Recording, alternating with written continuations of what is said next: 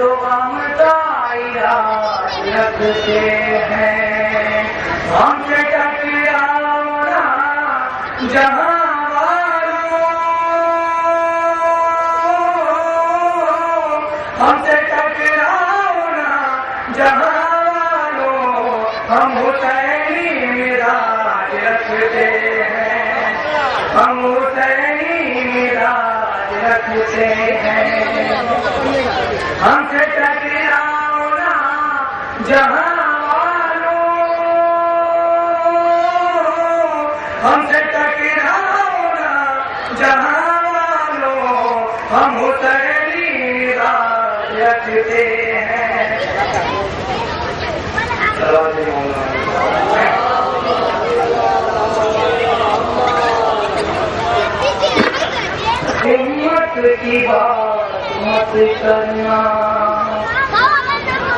اور ہمت کی بات مت کرنا، مال و دولت کی بات مت کرنا، اور ہمت کی بات مت کرنا، مال و دولت کی بات مت کرنا، مال و دولت کی بات مت کرنا، عزم و ہمت کی بات مت کرنا، ہم تو شبیر کے ہیں شہدائی،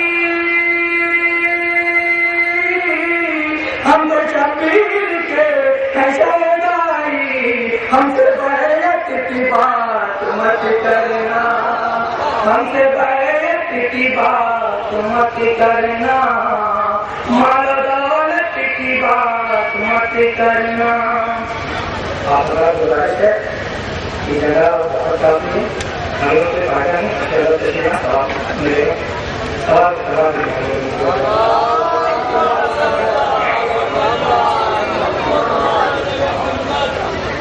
ایک موقع سے نشان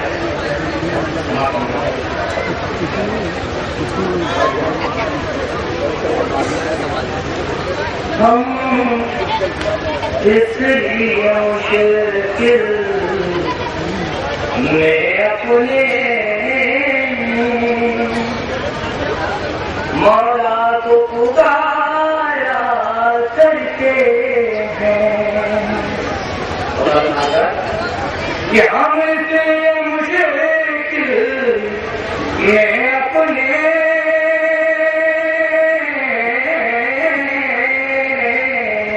مولا کو پکارا کرتے ہیں، شبیر کو ماتم داروں کی تقدیر سارا کرتے ہیں، شبیر کو ماتم داروں کی کہ جب چاند محرم کا نکلا سجدے ہیں اذان شہر کے، جب چاند محرم کا نکلا سجدے ہم اپنے گھروں میں جنت کو ہر سال اتارا کرتے ہیں، ہم اپنے گھروں میں جنت کو کہ اس واسطے ماتم داروں کا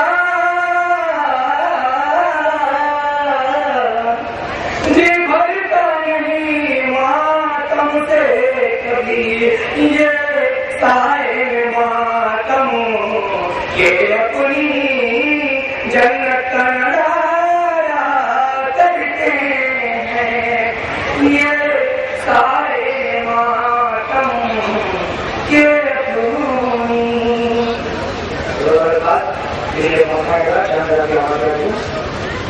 ہے جان سے پیاری شہر کی ادا،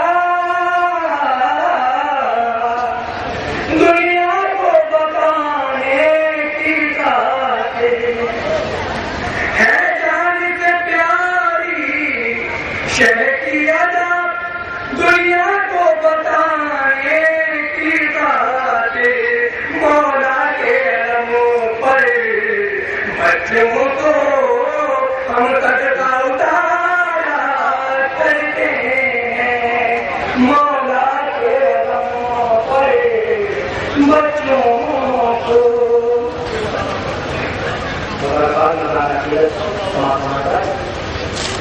کتاب نہ بنائیں ہوگی کبھی، گاؤں میں ہمارے شہروں کتاب نہ بنائیں ہوگی کبھی، گاؤں میں ہمارے شہروں میں ہم تازیہ شہر کا گلیوں سے ہر سال گزارا کرتے ہیں، ہم تازیہ شہر کا گلیوں سے جہاں جہاں کہ ہر داری گانا کرتے ہیں ہم لوگ جلوس سے پترے ہیں، ہر داری گانا کرتے ہیں ہم لوگ جلوس سے پتلے ہیں، ہر نکلیں گے جلوس کے کیسے جو جنگ میں ہارا کرتے ہیں، نکلیں گے جلوس۔ آئی جناب افضل مجید صاحب سے کہ ممبر پر تشریف لے جائیں اور اپنے بیان سے مومنین کو مستفید فرمائیں۔ ممبر سے تشریف لے جائیں اور اپنے بیان سے مومنین کو مستفید فرمائیں۔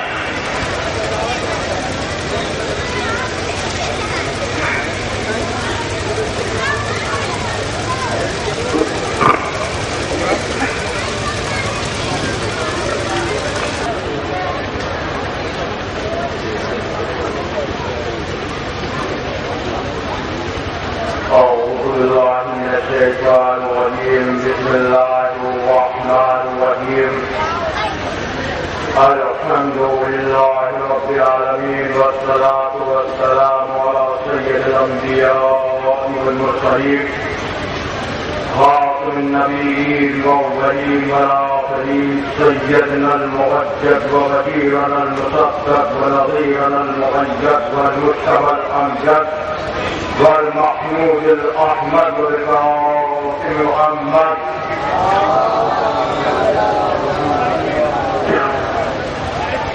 وعلى الطيبين الطاهرين المعصومين المظلومين ولعنة الله على أعدائهم أجمعين من يوم عقاب إلى يوم الدين. أما بعد فقال سبحانه وتعالى في القرآن المجيد والقرآن الحميد بسم الله الرحمن الرحيم ومن يبتغ غير الإسلام دينا فلن يقبل منه وهو في الآخرة من الخاسرين.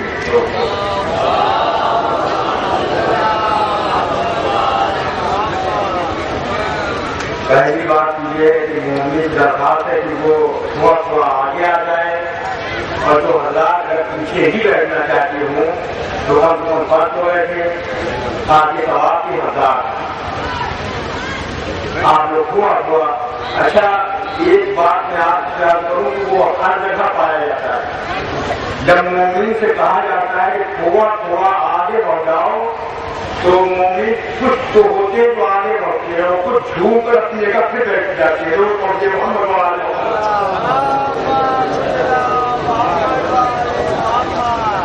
یہ دریا جو بنا ہوا ہے تو مجھے 10 12 15 ابھی جو بھی ہے وہ سامنے ہو تو اور محکم اعلان ہو رہا ہے اسلام کے علاوہ اگر کوئی دین اختیار کرتا ہے یا کرے گا تو اس سے اس کا دین ہرگز قبول نہ کیا جائے گا اور وہ آخرت میں خسارہ اٹھانے والوں میں ہوا. یہ اعلان قرآن بھی ہے اور اعلان قدرت بھی ہے. اب اعلان محترم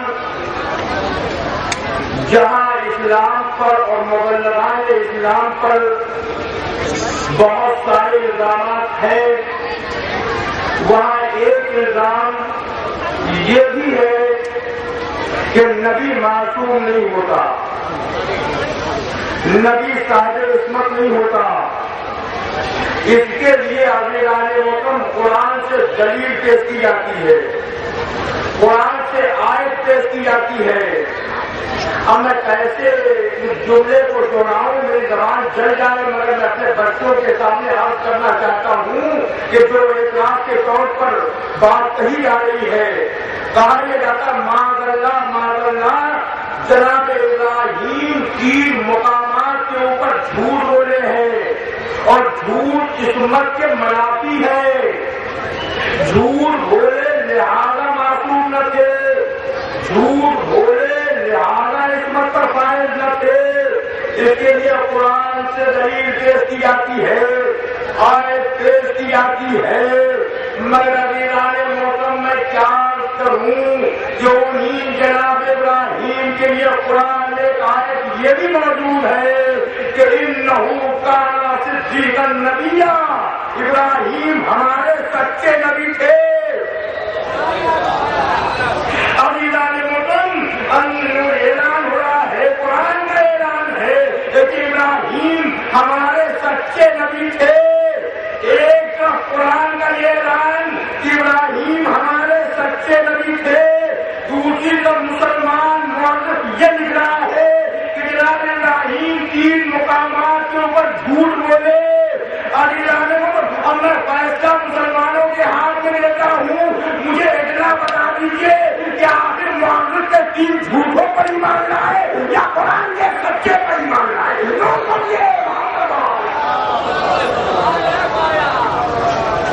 فیصلہ مسلمانوں کے ہاتھ میں کہ ہم قرآن کے سچے پر ایمان لائیں یا مورخ کے 3 جھوٹوں پر ایمان لائیں۔ اور اعلان محترم ان میں سے سب سے پہلی جگہ، پہلا مقام کہا یہ جاتا ہے کہ جب آپ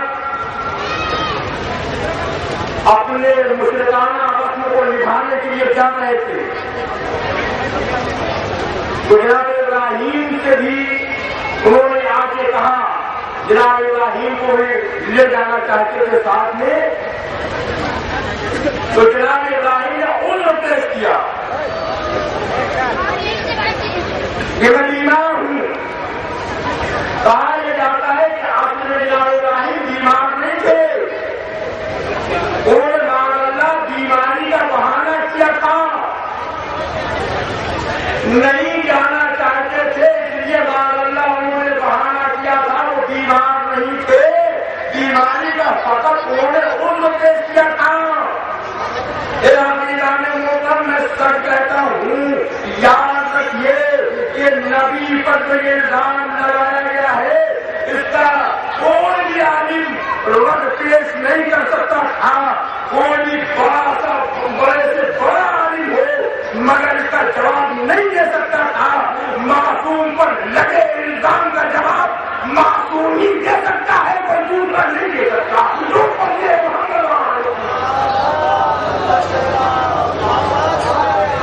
معصوم پر لگے الزام کا جواب معصومی دے سکتا ہے، معصومی الزام کو منتخب پیش کر سکتا ہے۔ اسی لیے آپ دیکھیے کہ ہمارے اور آپ کے چھٹے امام امام جعفر صادق علیہ السلام کے پاس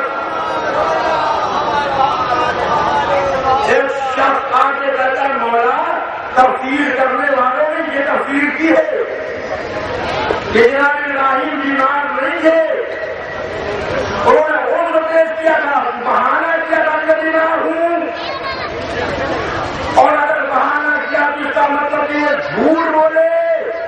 پر جیسے اس نے یہ بات کہی، امامت کی پیشانی پر بل آ گیا تھا، خاموش۔ نبی کے سامنے ایسی متاثر نہیں کی جاتی، اور توبہ کر آئندہ عشاء کا خیال دل میں نہ لانا۔ اب دیکھیں معصوم نے جواب دیا، اور معصوم نے مثال بھی پیش کی ہے۔ آپ نے یاد رکھ کہ بیماری کی 2 قسمیں ہیں، ایک جسم کا بیمار ہونا، ایک روح کا مریض ہونا۔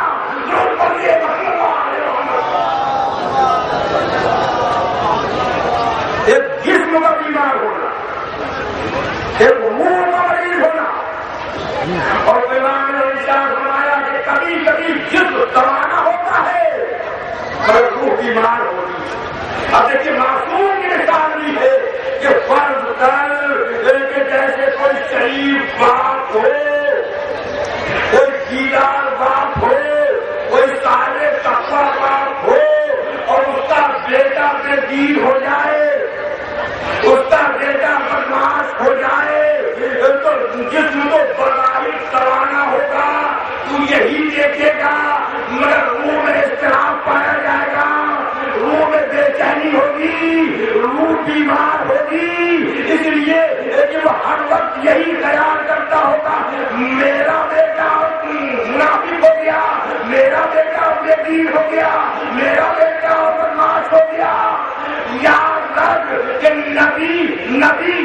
امت کا باپ ہوتا ہے.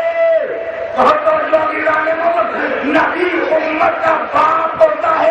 اور جناب ابراہیم امت کی بے دینی دیکھ کر اپنے جسم میں کمزوری محسوس کر رہے تھے.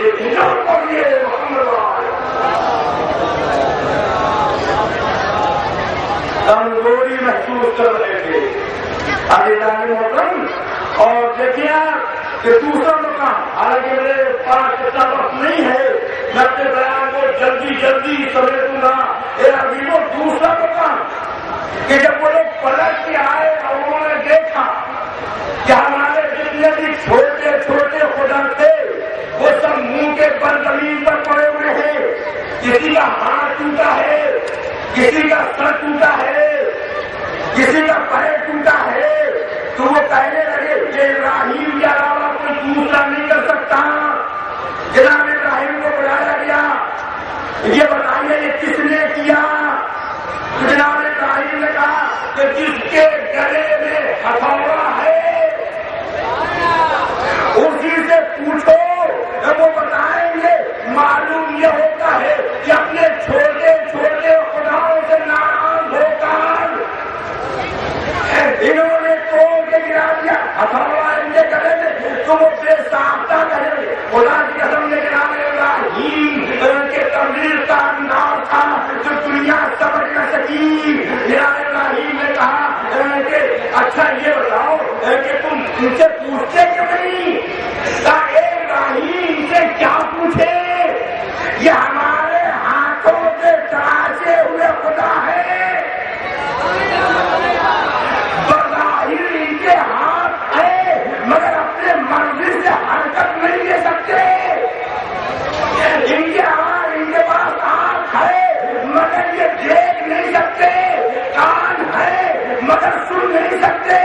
زبان ہے مگر بول نہیں سکتے.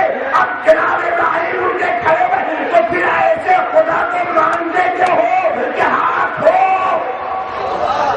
اور اٹھا نہ سکے، آنکھ ہو مگر دیکھ نہ سکے، کان ہو مگر سن نہ سکے. بہت سمجھنا ایسے خدا کو کیوں مانتے ہو کہ آنکھ ہے مگر دیکھ نہیں سکتے، کان ہے مگر سن نہیں سکتے، زبان ہے مگر بول نہیں سکتے. ایسے خدا کو کیوں نہیں مانتے کہ زبان نہیں ہے مگر بولتا ہے، آنکھ نہیں ہے مگر دیکھتا ہے.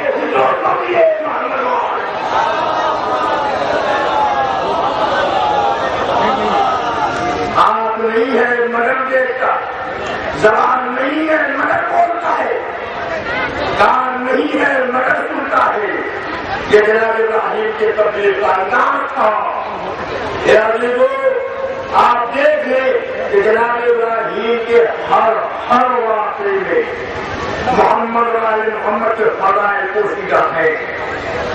بس ذرا سے غور کرنے کی بات ہے. غور کر کے آپ دیکھیں کہ ہر کمال میں ہر فضائل میں آل محمد کے فضائل پوشیدہ ہیں. میں بطور مثال دو واقعہ پیش کر رہا ہوں. آپ دیکھیں، ایک تو میں اس واقعے کو آپ کے سامنے میں کروں گا کہ بطن مادر میں حمل کا واضح نہ ہونا. جناب ابراہیم ماں کے شکم میں ہیں مگر ماں کو بھی علم نہیں. بہت توجہ دلانے محترم کہ جناب ابراہیم ماں کے شکم میں ہے مگر ماں کو بھی علم نہیں کہ ہمارے شکم میں نمائندہ الہی پڑ رہا ہے. ماں کو بھی خبر نہیں. بالکل عین وقت پر انہیں خبر ہوئی، انہیں علم ہوا کہ ہمارے ہی بطن سے نمائندہ الہی کی ولادت ہونے والی ہے. سارے علماء کا اتفاق ہے کہ اس لیے ان کی ماں کو خبر نہ تھی، اس لیے اللہ نے اس رات کو راز رکھا کہ چونکہ ابراہیم کے جان کا خطرہ تھا. اگر معلوم ہو جاتا کہ ابراہیم پھر زندہ نہ رہ پاتے تو پوچھا ابراہیم کون جس کے لیے قرآن نے کہا انی جعل ابراہیم قرآن کی روشنی میں پہلے امام کے سلسلے میں ہر ایک عقیدہ بغیر اختلاف اور فرقے کا عالم یہی کہتا ہے کہ ہاں خبر اس لیے نہیں کہ جان کا خطرہ، یعنی یہاں پر پہلے امام کے لیے ہر ایک کا یہی اتفاق، ہر ایک کی یہی رائے ہے کہ اس لیے نہیں خبر ہوئی پہلے امام کے بارے میں سب کا عقیدہ یہی ہے، اور جب ہم آخری امام کے لیے کہتے تو ان کی ماں کو خبر نہ تھی، ان کی ماں کو علم نہ تھا، تو کہتے نیچر کے خلاف ہے، فطرت کے خلاف ہے، بھلا ماں کو خبر نہ ہوئی ممکن کیسے ہے؟ سب کو یہ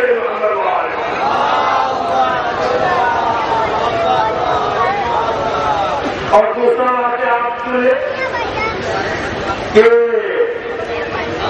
ماں خبر گیری کے لیے اس دربے کے قریب، اس پہاڑی کے قریب وہ برابر جایا کرتی تھی خبر گیری دیکھنے کے لیے، لیکن جب یہ 13 سال کے ہو گئے اور اب جب پہنچی تو جناب ابراہیم نے کہا ماں گرامی اب آپ اکیلے نہیں جائیں گی، میں بھی آپ کے ساتھ چلوں گا۔ تو ماں نے کہا بیٹا ابھی تمہارے لیے حالات سازگار نہیں، ابھی تمہارے جان کا خطرہ ہے، ابھی مناسب نہیں ہے، حالات سازگار نہیں ہے۔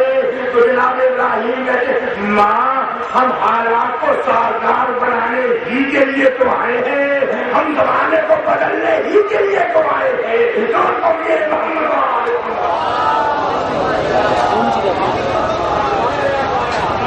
ارے کو مان لے دیا آزر جو چچا تھا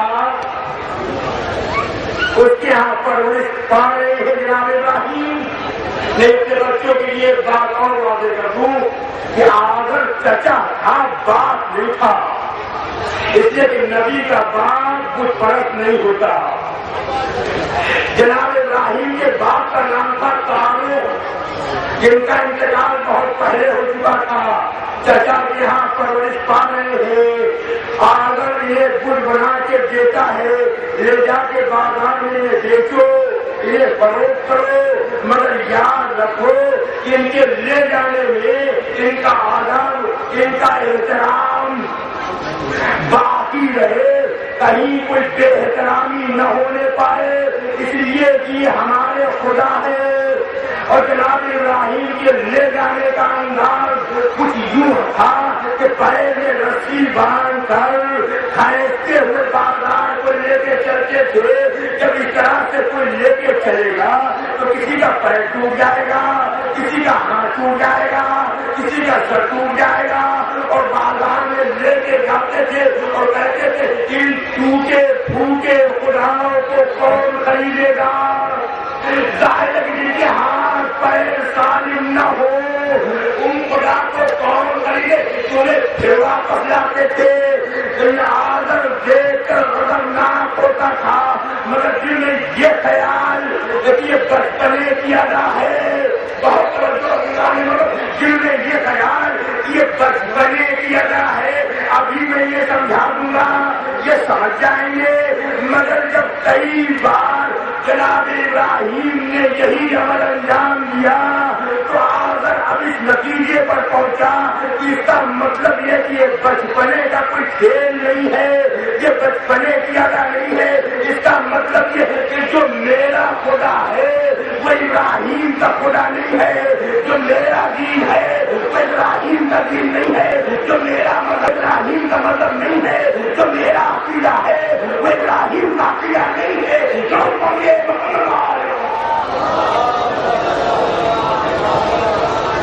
وہ ابراہیم کا عقیدہ نہیں ہے۔ جب وہ سمجھ گیا کہ یہی چچا جو اب تک پرورش کر رہا تھا یہ سیدھے نمرود کے دربار میں پہنچا اور جناب ابراہیم کی شکایت کی. اس کے بعد جتنی بھی تکلیفیں جناب ابراہیم کو جھیلنی پڑی ہے وہ سب چچا آزر کی بدولت.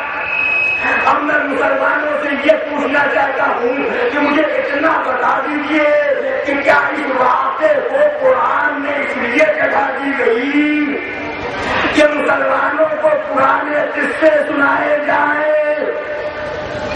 یا اس واقعے سے کوئی درس ہے جو قدرت ہمیں دینا چاہتی ہے؟ بہت توجہ کی جانے جب تک آدم یہ سمجھتا تھا جو میرا خدا وہی ابراہیم کا خدا تو سرپرست بنا رہا, مگر جب اسے سمجھ لیا میرا خدا کوئی اور ہے, ابراہیم کا خدا کوئی اور ہے, تو وہی آدم وہی چچا اب دشمن ہو گیا. شاید قدرت یہ درس لینا چاہتی ہو کہ یاد رکھنا اسی زمین کے اوپر اسی علاقے میں ابھی ایک چچا اور آنے والا ہے, ایک بھتیجا اور آنے والا ہے. بطور درس اس کو رکھا تاکہ دنیا حقیقت سے قریب ہو سکے. اور قدرت یہ بتانا چاہتی ہے کہ دیکھو ابھی اسی زمین کے اوپر اسی شہر میں ایک چچا اور آنے والا ہے, ایک بھتیجا اور آنے والا ہے. اب جب وہ آ جائے اور محمد مصطفیٰ اعلان رسالت کرے, اعلان توحید کرے, تو تم ابو طالب کے عمل کو دیکھنا. اگر اعلان رسالت کے بعد ابو طالب محمد کے دشمن ہو گئے ہو, جس کا مطلب یہ کہ ابو طالب کا دین اور مگر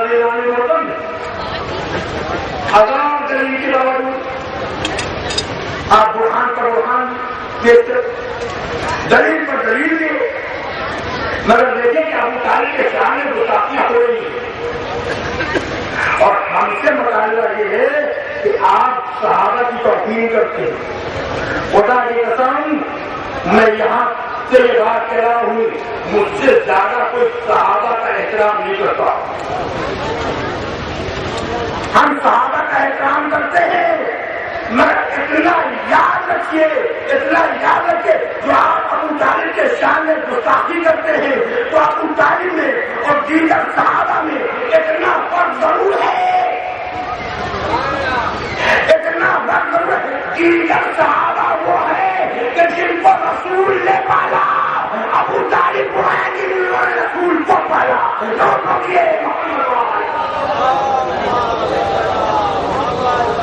جنہوں نے رسول کو پالا. یہ جاتا ابو طالب ایمان نہیں لائے تھے, معاذ اللہ. کیا محترم ہم نے بھی ایک بات کہی تھی کچھ دن پہلے اپنے نوجوانوں سے, کیا یہ لوگ کہتے ہیں کہ ابو طالب ایمان نہیں لائے تو آپ بھی ان کے ساتھ یہی کہیے, کیا ابو طالب ایمان نہیں لائے؟ کہہ رہے آپ بھی ان کا ساتھ دے رہے ہیں, آپ بھی انہیں طرح کی باتیں کرنے لگے ہیں. ہم نے کہا نہیں ہوں, جب آپ کا یہ ابو طالب ایمان لائے تو یہ ابو طالب کے شان کے خلاف یہ ابو طالب کی توہین ہوگی. کہہ رہے وہ کیسے؟ ہم نے کہا اچھا یہ بتائیے, اگر مجمع میں عام مجمع میں یا کسی آبادی میں اگر کوئی صاحب کسی صاحب کو دیکھ کے یہ کہے کہ آج کل نمازی ہو گئے ہیں, بہت توجہ بھی لانے ہوگا, آج کل یہ نمازی ہو گئے, جس کا مطلب یہ پہلے نماز نہیں پڑھتے تھے. اگر کسی صاحب کو دیکھ کر کوئی یہ کہے آج کل یہ بڑے ایماندار ہو گئے ہیں, جس کا مطلب یہ پہلے بے ایمان تھے, یہ پہلے بے ایمان تھے. ابو طالب کے شان میں گستاخی ہوگی. یہ کہنا کہ ابو طالب ایمان لائے, بہت توجہ کی لانے وقت ایمان وہ لاتا ہے جو پہلے بے ایمان نہ ہو. ابو طالب کو سارے ایمان پیدا کیے تھے جو لوگ یہ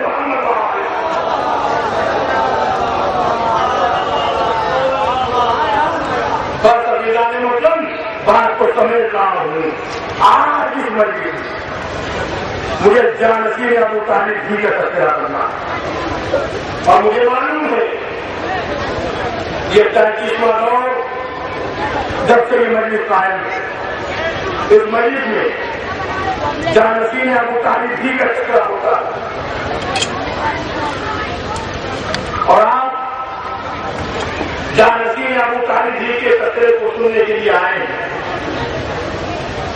ابھی لوگ عرب میں جو قبائل تھے جو دین حنیف پر قائم تھے ملت ابراہیمی پر قائم تھے ایک بنی ہاشم ایک بنی کلاب یہاں تک کہ جب محمد مصطفیٰ کو عرب کے سرداروں نے سماج سے بائیکاٹ کیا تھا اور آپ شیر ابو طالب میں 3 سال تک رہے تو اس وقت بھی عرب کے سارے سرداروں کے دستاویز پر موجود تھے مگر یہی تو قبیلہ تھا جس کے دستاویز پر نہیں تھے ایک بنی ہاشم ایک بنی کلاب تو پہنچے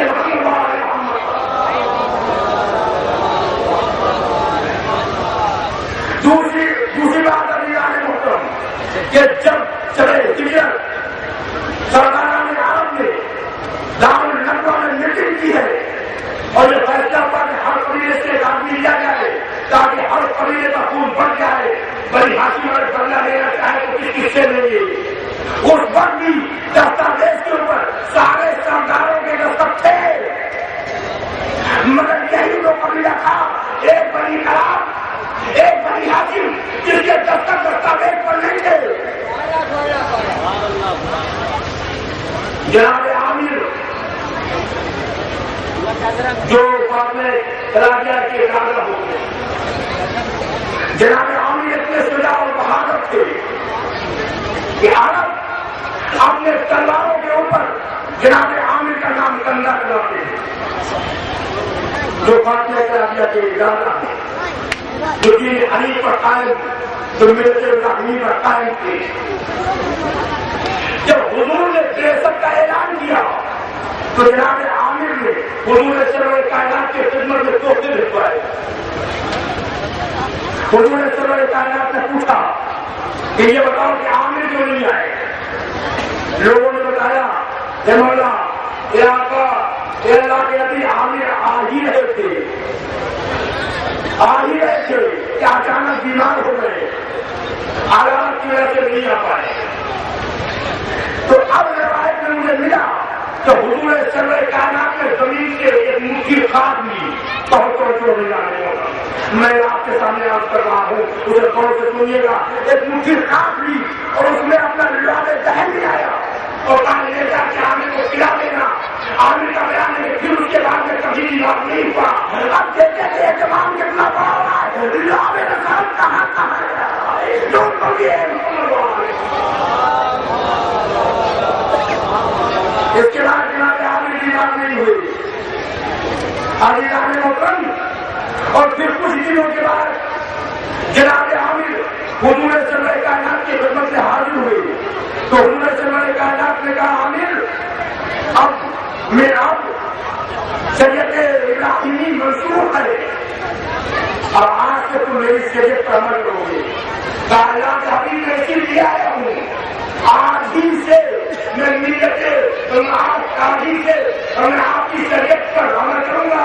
میرے اللہ کے حبیب ایک الوداع ہے ایک درخواست ہے اے اللہ کے حبیب حضور نے فرمایا عامر وہ کیا کہا اے مولا اے میرے آقا آپ مجھے اپنا نائب مقرر کر دیجیے. اور جناب عامر کہتے ہیں میرے خواہش ہے کہ آپ اپنا مجھے نائب مقرر کر دیجیے. حضور سرور کائنات نے کہا اے عامر تم نے ایسی چیز کی مجھ سے خواہش کی ہے جو ہمارے وقت میں نہیں ہے. میرے بعد میرا نائب اللہ مقرر کرے گا. مگر علماء اسلام کا یہ کہنا ہے کہ چونکہ عامر نے خواہش کی تھی اس لیے اللہ نے پورے طور سے عامر کے اس خواہش کو رد نہیں کیا. اللہ نے عامر کے پورے طور سے کر لیں گا. انہیں کی نسل سے ایک بیٹے کو جانشین امیر المومنین علی بن ابی طالب بنایا جس کا نام بعد ابن عباس ہے.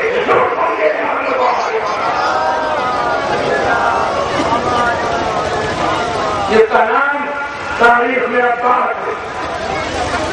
آگے بڑھیے. جناب سلام جناب فاطمہ اکرامہ کے والد محترم ان کا بیان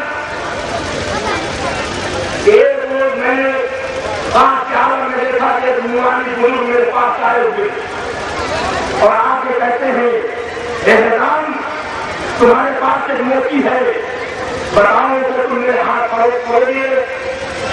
تو وہ کہتے ہیں کہ قاضی کے عالم نے حضور رسول کائنات سے کہا یہ آنے والے بزرگ میرے پاس کوئی موتی نہیں ہے. قاضی تمہارے پاس موتی ہے. میں خدا کہتا ہوں میرے پاس کوئی موتی نہیں ہے. اچھا تم اپنے ہاتھ کو بند کیے ہوئے ہو اس ہاتھ کو کھولنے کیوں نہیں؟ میرا احترام کہتے میں نے ہاتھ کے عالم میں جب ہاتھ کو کھولا تو دیکھا کہ ہتھیلی کے اوپر ایک موتی رکھی ہوئی ہے.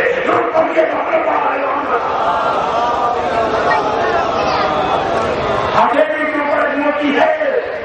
اب آنے والے نے کہا اب بتاؤ اس موتی کو میرے ہاتھ کرو گے؟ آنے والے اس کی قیمت تو مجھے اندازہ ہی نہیں ہے. میں کیسے قیمت مقرر کروں؟ تو بس آنے والے نے کہا حیران پھر ہم قیمت بھی مقرر کیے دیتے ہیں. حیران سنو اور اس موتی کی قیمت یہ ہے کہ تمہارا ہی بیٹا تمہارے ہی نسل سے ہونے والا بیٹا باب الحوائج ہوگا. اور یہ آنے والے بزرگ حضور سرور کائنات کے اب تاریخ ریاضوں میں لکھا ہے. اب علماء کا بیان ہے کہ 5 شخصیتیں تھیں جن کو باب الحوائج کا رقم ملا ہے. پہلی ذات وہ ہے مسلم میں آتی ہے جن کو باب الحوائج کا رقم ملا. دوسری ذات جناب علی اصغر جو جناب رات کے فرزند ہیں ان کو باب الحوائج کا رقم ملا. تیسرے جناب ہمارے رات کے ساتھ میں امام موسیٰ کاظم علیہ السلام جن کو باب الحوائج کا رقم ملا. چوتھے جناب ام المومنین ماں ابو الفضل عباس جن کو باب الحوائج کا رقم ملا. 5ویں خود سرکار ابو الفضل عباس ہے جن کو باب الحوائج کا رقم ملا.